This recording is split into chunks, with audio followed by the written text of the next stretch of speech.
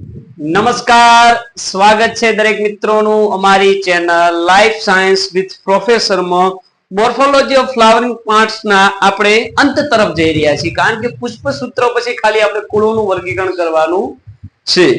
તો જોઈએ કે પુષ્પસૂત્ર શું છે. તો કે પુષ્પસૂત્ર એ વનસ્પતિની બાહ્યાકાર વિદ્યાને આધારે એની ગોઠવણીની વાત કરી છે. દાખલા તરીકે એક પુષ્પસૂત્ર આપેલું છે, પણ આ કયું કુળ પ્રદર્શિત કરે છે, કઈ વનસ્પતિ પ્રદર્શિત કરે છે, એના માટે આપણે એની ડિટેલમાં વર્ણન આપણી પાસે હોવું જોઈએ. ખૂબ જ શોર્ટ ટ્રીકમાં સમજાયેલું છે. એક પ્રકારનો કોડ છે અને આ કોડની મદદથી આપણે સંપૂર્ણ વનસ્પતિનું વર્ણન કરી શકીએ છીએ. તો કે સૌપ્રથમ પુષ્પસૂત્ર લખવું હોય તો એનું આપણે નિવાસ સ્થાન ખબર હોવું જોઈએ. ત્યાર પછી એના વાનસ્પતિક લક્ષણો, કે એમાં પ્રકાંડ કેવું છે, પર્ણ કેવા છે, પુષ્પ વિન્યાસ કેવા છે, પુષ્પીય લક્ષણો કેવા છે, પુષ્પીય ભાગો કેવા છે, અને આ બધું ખબર હોય એના પછી આપણે શું લખીએ છીએ, એનું પુષ્પસૂત્ર લખીએ છીએ.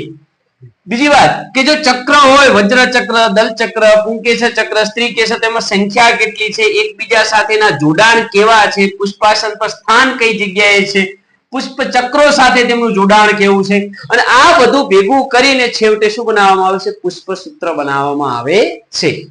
આજના વિડિયોની અંદર આપણે ખૂબ જ ઇમ્પોર્ટન્ટ તમારા માટે એમસીક્યુ રિલેટેડ અને ઘણા બધા લોકોને આ ટોપિક હાર્ડ પણ પડે છે.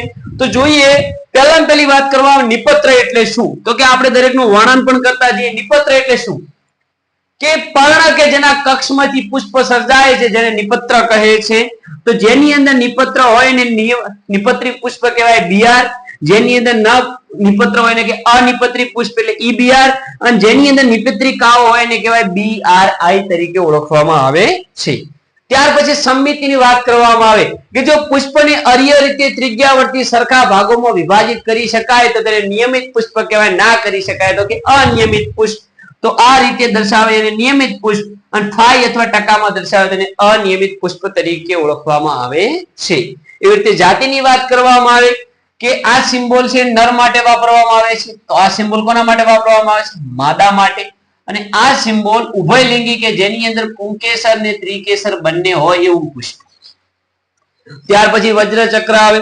તો કે વજ્ર ચક્ર ની અંદર જો વજ્ર ચક્ર હોય, દાખલા તરીકે વજ્ર ચક્ર માટે કે, પણ વજ્ર ચક્રો એકબીજા સાથે જોડાયેલા ના હોય તેને મુક્ત વજ્ર ચક્ર કહેવાય, અને જોડાયેલા હોય તેને યુક્ત વજ્ર ચક્ર. જો કોષમાં 4 લીધેલા છે કે ચારેય વજ્ર ચક્રો એકબીજા સાથે જોડાયેલા છે. એવી રીતે દલ ચક્ર માટે સી વાપરવામાં આવે છે. જો જોડાયેલા ના હોય તો મુક્ત C4, અને જોડાયેલા હોય તો કૌંસમાં C4. એવી રીતે પરિપુષ્પની વાત કરવામાં કે જેની અંદર વજ્ર ચક્ર અને દલ ચક્ર બંને જોડાયેલા હોય એને પરિપુષ્પ કહે છે. આ પરિપુષ્પ માટે પી શબ્દ વાપરવામાં આવે. જો પરિપુષ્પો મુક્ત હોય તો P6, એટલે કે 6 એ 6 પરિપુષ્પો અલગ અલગ છે, જોડાયેલા હોય તો P6 યુક્ત તરીકે ઓળખવામાં આવે છે. અને જો પરિપુષ્પોની સંખ્યા 6 હોય અને દરેક ચક્રોમાં 3 3 હોય તો એને આવી રીતે પ્લસના માધ્યમથી દર્શાવવામાં આવે છે કે P3+3. એવી રીતે પુંકેસરની વાત કરવામાં આવે કે પુંકેસર માટે A વાપરવામાં આવે છે. જો પુંકેસર મુક્ત હોય તો F5, યુક્ત હોય તો F5 કૌંસની અંદર, અને 10 પુંકેસરો હોય દરેક ચક્રમાં 5 પદ, અને આ રીતે દર્શાવવામાં આવે છે. જો પુંકેસર ગેરહાજર હોય તેને પુંકેસર માટે A0, અને અસંખ્ય સંખ્યા હોય તો A આલ્ફા શબ્દ વાપરવામાં આવે છે. જો પુંકેસર દલ ચક્રમાંથી નિર્માણ પામતું દલ લગ્ન પુંકેસર કહેવાય, અને જો પરિપુષ્પમાંથી નિર્માણ પામતું હોય તો તેને પરિપુષ્પ લગ્ન પુંકેસર તરીકે ઓળખવામાં આવે છે. એવી રીતે સ્ત્રીકેસરની વાત કરવામાં આવે કે સ્ત્રીકેસર માટે G વાપરવામાં આવે છે.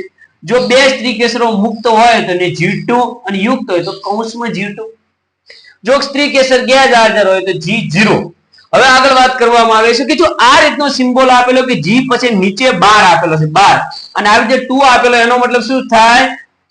ઉચ્ચસ્થ યુક્ત દ્વિકેસરી. દ્વિ એટલે 2, દ્વિ શબ્દ કોના માટે વાપરવામાં આવે છે? બગડા માટે. દ્વિકેસરી યુક્ત બીજાશય વાળું પુષ્પ. કયું? ઉચ્ચસ્થ દ્વિકેસરી યુક્ત બીજાશય. બીજા નંબરનું છે કે જેમાં સેન્ટરમાં વચ્ચોવચ્ચ આપેલું એને કહેવાય અર્ધ અધસ્થ યુક્ત દ્વિકેસરી બીજાશય. અને જો ઉપર આપેલો હોય તો અધસ્થ દ્વિકેસરી યુક્ત બીજાશય તરીકે ઓળખવામાં આવે છે. એક્ઝામ્પલ તરીકે રાઈનું એક્ઝામ્પલ આપેલું છે કે આ રાઈનું પુષ્પસૂત્ર છે. કોનું પુષ્પસૂત્ર છે? રાઈનું પુષ્પસૂત્ર છે. તો રાઈનું પુષ્પસૂત્ર કેવું હશે? તો અહીંથી સમજો કે પહેલા પેલું નિયમિત, ઉભયલિંગી, વજ્ર ચક્રો 2 + 2, પણ બધા કેવા છે? મુક્ત છે. 4 દલચક્રો મુક્ત અને પુંકેસરની સંખ્યા કેટલી હશે 6 હશે તો 2 નો મતલબ થાય કે પરિવર્તી હશે 4 ક્યાં હશે સેન્ટરમાં હશે અને સ્ત્રી કેસર કેવું છે તો કે સ્ત્રી કેસર છે એ કેવું છે ઉચ્ચ દ્વિકેસરી યુક્ત બીજાશય વાળું છે હવે આની આપણે આકૃતિ દોરીએ કદાચ તમને કોઈ પૂછે કે પુષ્પસૂત્રની ઉપરથી એની જો આકૃતિ દોરવાનું કહે તો કે આકૃતિ કેવી બને આપણે દોરીએ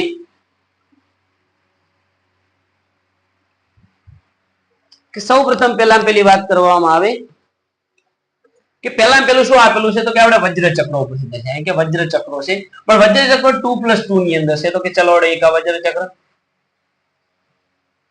એની સામે જ બાજુ આ એક વજ્રચક્ર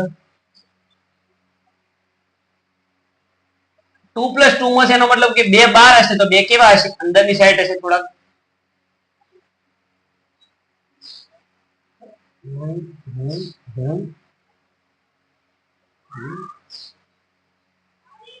આ ટાઈપની રચના જોવા મળે છે આ વજ્રચક્રો થઈ ગયા ત્યાર પછી શું લેવાના છે આપણે દલચક્રો લેવાના છે ચલો દલચક્રો લઈ લઈએ 1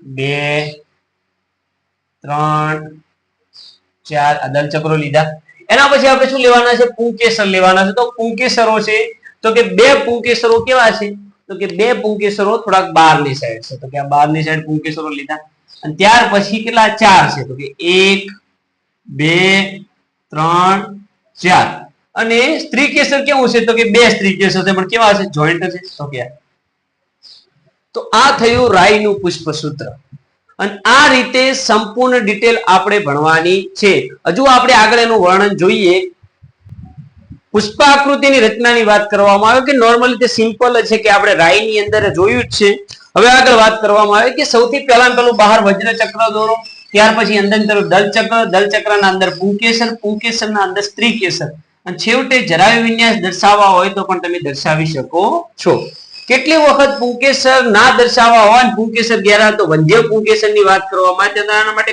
ચોકડી અથવા આ ટાઈપનું ફૂદડી જેવું નિશાન નાખવામાં આવે છે તો આ છે પુષ્પ આકૃતિની રચનાનું વર્ણન હવે આપણે આના પછીના જે લેક્ચરો આવશે એની અંદર આપણે કુળોનું વર્ગીકરણ કરીશું તો મળીએ એક નવા અંદાજ સાથે જય હિન્દ જય ભારત